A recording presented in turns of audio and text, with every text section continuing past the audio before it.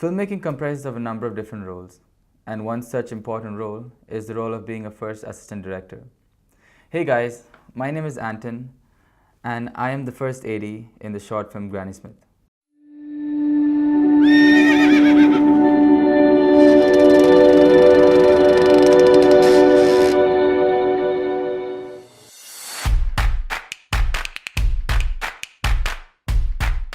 So, assistant directors are of two types, first and the second assistant director.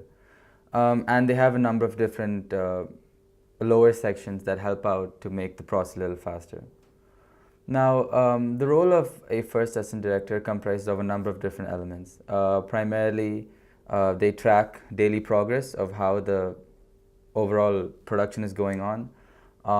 They take care of production schedules, they take care of the cast and crew, making sure that they come in on time, they arrange logistics, and they also have to make sure that they're taking care of health and safety on set, because it's a very important, crucial part of production, though it's something that's kind of neglected within like filmmaking. Assistant directors have to kind of make sure that they get what the director wants, sometimes even more than what the director even requires. They pay close attention to detailing to ensure that the director is happy with what he's receiving at the end. First ADs get a yes on everything from the director's point of view and whatever the director wants, along with the DOP as well.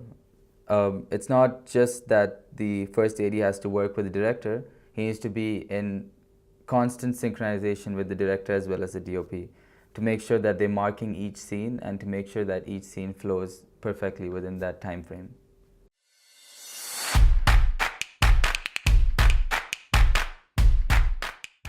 Well, a lot of people are not aware that being a first AD is actually a very stressful job.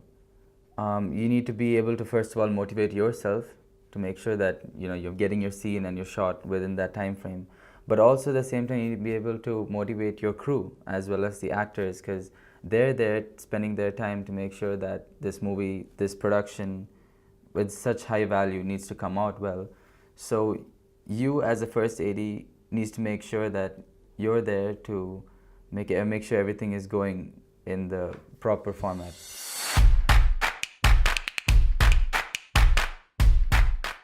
In most productions, the first AD rarely gets time offset. They're always on set and they don't really have much time to go even for a break, max maybe like 2 to 3 minutes, because they have a timeline basically within every single minute to make sure that that exact point is when they're going to start shooting that next scene. So if they themselves are taking breaks, the production time could kind of slow down. And this is kind of the biggest difficulty, because ultimately they'll all have to come to me firstly to make sure that they get a lock before we start shooting that scene.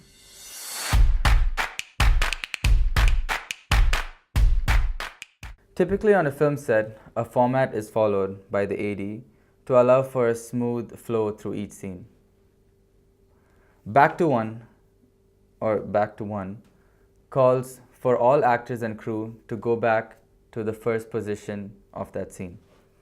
This gives the crew and the actors a command that states that they need to go back to the exact same position, as well as the same camera movements and the same camera position that was there before that exact shot was taken.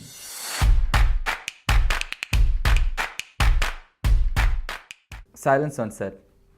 I can't even stress on the number of times I've used this in this film, because it's kind of beyond me, because anyway, as it speaks for itself, it's maintaining silence on set just before the AD calls action.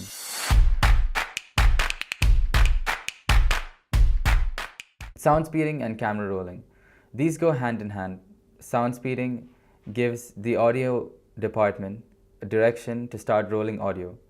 That's when the camera is checked for, and the DOP states that the camera is rolling. This is followed by mark, which gives command to a first AC to come and use the clapperboard and slate whichever scene that is going to be shot.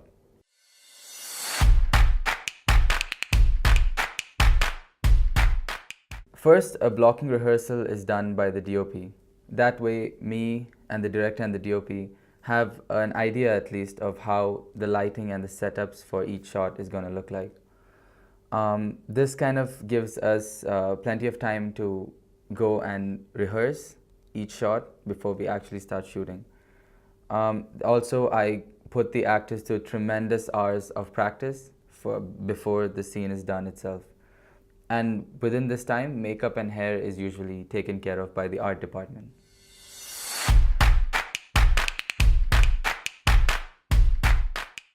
The fact that our movie Granny Smith was shot indoors made it way easier for us to get through this film. In fact, our previous production, we shot a film called 10,000. It was completely outdoors, and which is why it's kind of easy for me to relate to the previous one to this one, because the fact that it was completely outdoors just meant that it was so hard for us to get through each scene, primarily because we're shooting in such a hot location, and that just meant that we have to make sure that everyone's hydrated, and situations like that can easily come up. And health and safety, as I mentioned before, is very, very important. And primarily when you're shooting indoors, you won't have issues when it comes to audio, because when you're shooting outdoors, you can have sounds from aeroplanes or from moving cars or trains as well.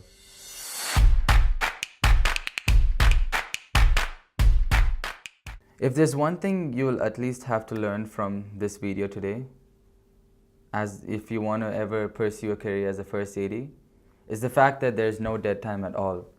Essentially, being a first AD means getting the best quality footage within the shortest period of time. And that means constantly working on something or another. Maybe getting B-rolls of, if you have a scene within a house, it's taking B-rolls of the home, maybe shooting some BTS, maybe getting, maybe establishing shots for sunsets, just something. And if someone's not working on set, it just doesn't work that way in an ideal world. It has to keep flowing.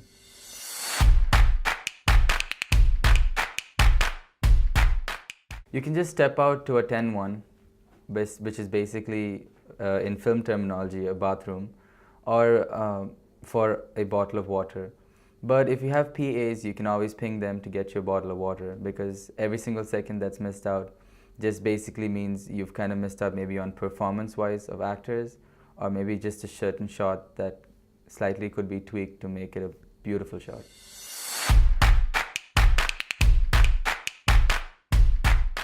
You see, that's where most people get it wrong.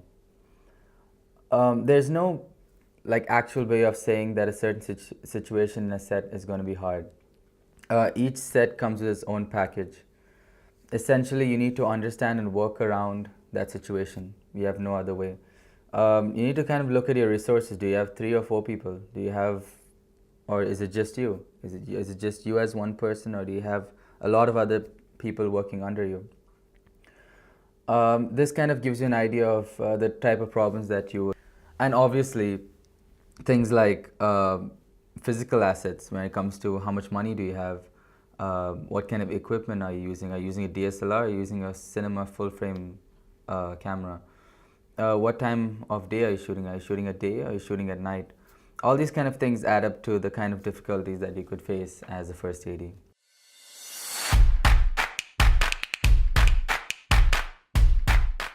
Well, I can hands down tell you that something that I often come across as a difficulty would most probably have to be personality. Because, I mean, you're coming across a number of different people from all walks of life. You probably have not even seen these people before. You've probably interacted with them like once. And trying to understand people who you've never met before is probably really, really hard. And taking charge of them without even knowing them at all is probably even harder. People with egos, people with no egos. Sometimes it's hard. Is it hard to work with them? Are they shy in front of camera? But they might be experienced. You know, some people are experienced, but others want to learn. And that's when you come in and you want to teach them. But ultimately, you need to be really aware of what you're saying. And that probably makes a big, big difference to how you communicate with someone.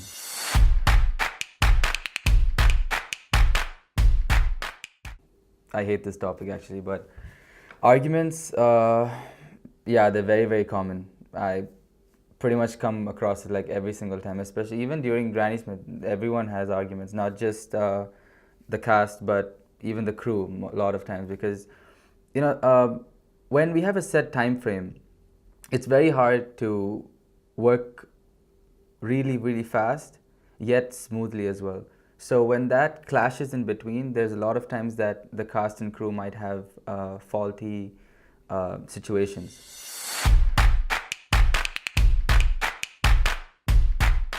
Like I was talking about arguments, problems is something that is quite important as well. But I think it all boils down to teamwork. Like my director keeps mentioning, teamwork makes the dream work. I believe that if if you know that you want to get something done properly, if you have dedication and you're really like on point with that and you know that you want this done properly, then you can definitely get it done. And it's all about not having any egos between situations. And even if you're a small production or even if you're large scale, it's all about just knowing that you are a team and you can get through this no matter what. And I think everyone has the potential to do that.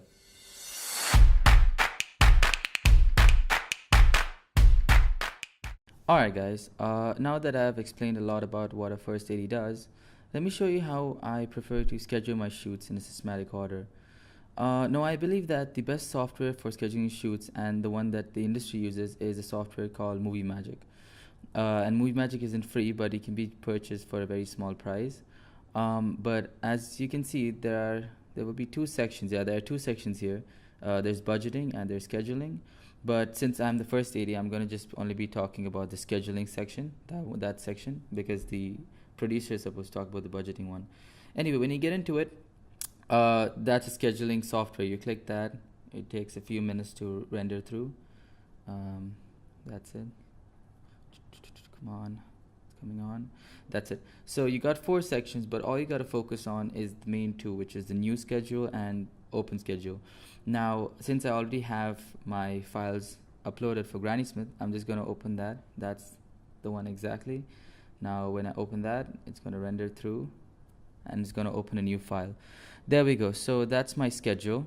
That's actually my script breakdown. Here is where you can add or subtract elements that correspond to a particular project. In my case, it's Granny Smith. It really helps because it kind of helps you speed up the process. These are breakdown sheets which have all the info about the film, about that particular scene as well. So as you can see, it shows synopsis, unit, location, estimated time as well, and also has different elements. So when you see in this, there's cast members, how many members are there in that scene, the background actors, whoever are there, animals if needed, is there any greenery, any set dressing, even art departments. So that way we make sure that continuity and stuff like that is not missed out. Even visual effects, we had a scene with blood. As you can see, I'm scrolling through different scenes now, and each scene kind of represents a number of actors, the background cast, and all those kind of elements. And all these can be added in straight in from the file section on top, actually.